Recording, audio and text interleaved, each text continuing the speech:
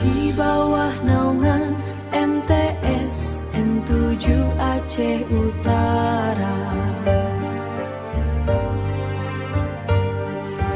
Mari kita bersatu dalam doa, memperdalam bacaan Al-Quran